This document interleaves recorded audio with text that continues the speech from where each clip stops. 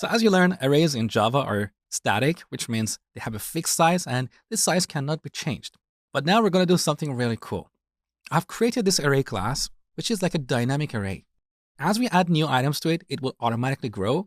And as we remove items, it will automatically shrink. Let me show you how that works.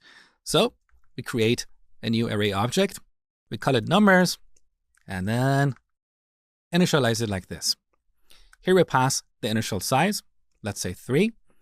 Now this numbers object has a method for adding new items. Let's add 10 and then 20 and then 30. We also have a method for printing this array. Now technically this print method shouldn't be here because an array should not be concerned about printing its content on the console. It shouldn't know anything about console. It should only be concerned about storing these values. Displaying these values is a completely different concern and should not be implemented as part of this class.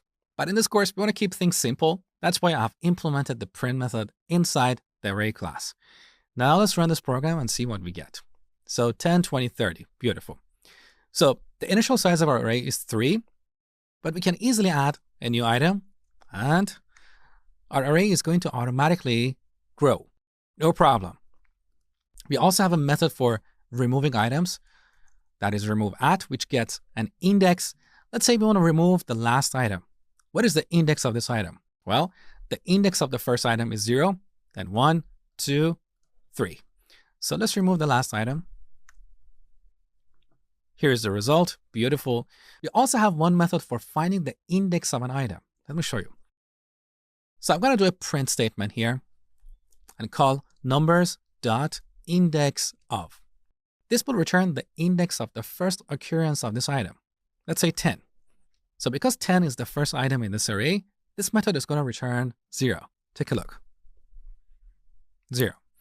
If we pass a number that doesn't exist in the array, let's say 100, it's going to return -1.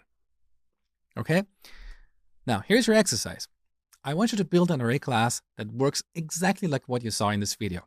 This is a fantastic exercise for you to get your hands dirty in the code, especially for working with data structures and algorithms.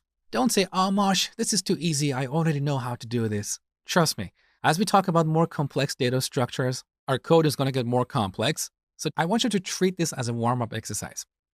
So pause the video and spend 20 minutes on this exercise. When you're done, come back see my solution.